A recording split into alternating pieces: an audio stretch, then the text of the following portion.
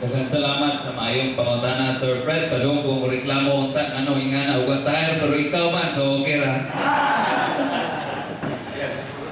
Una sa tanan, katong pag-ingon nimo nga batan-on, dili man na issue, in fact asset na namo. Unsay advantage ug usa ka batan-on, taas ta og vision para sa tuwang syudad sa Tagbilaran. Update, daghan kang bag-ong ideas. So para nako dili gyud issue ang pagkabatan-on.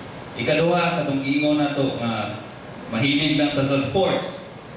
Tuod man mahilig ta sa sports tinuod. Wala pa ta makonsihal nga sige na tag-suportahan na. Tungod kay maunay pangayoon sa mga kabatan-unan nato.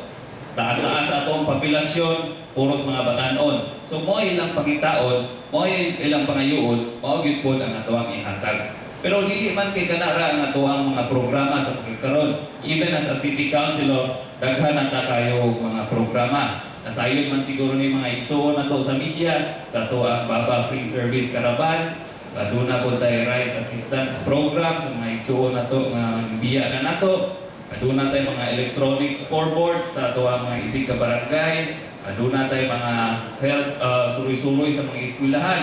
Pinaagi sa pag-donate nato og mga kagamitan para sa ilang classroom. Pero kana gani Sir Fred, ato nang gibuhat bisan tuod man bisagulan ta og pamolitika. Daghan tang gustong ihatag sa barangay nga di dawaton tungod kay mahadlok sila or hulgaon.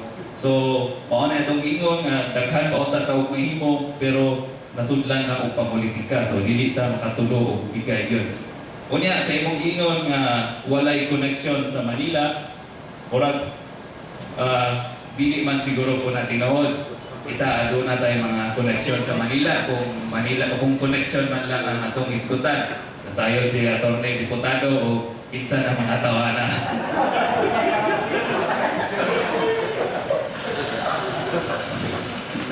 So, ang kaupat ng pangutana kung unsa ato ang programa di gobyerno. Usahay man gud ang ato ang basic services tungod kay basic lang kaayo balintan og hatag. So, ang ato ang mga programa sama sa kong giingon ganina within the group na gyud. Ang ato ang main priorities, ato ang kalsada, basura, tubig, o mga elektrisidad na to. Kay kita nasayod sa mga problema sa mga katawhan. Kay kita ang grupo nga gasigi og libot. Kani ato ang style of leadership, mao ni atong gitawag og consultative. Maminaw ta sa mga tao kung unsay ilang mga problema o andam buta nga mosulbad.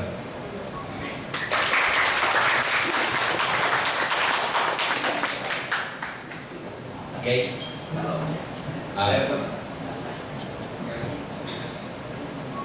Salamat. Honorable incoming board member, President Honorable Wilkins. Masabuhi ko, tado. Ako si Dodong Pulinar, ng IDI. Na-post nga inquiry and it could be answered by anybody among you, the worthy candidates. Based in my experience in politics, mo akong itong tanah. Recently, I was in Manila in the office of Secretary Bursaba, who happened to be a good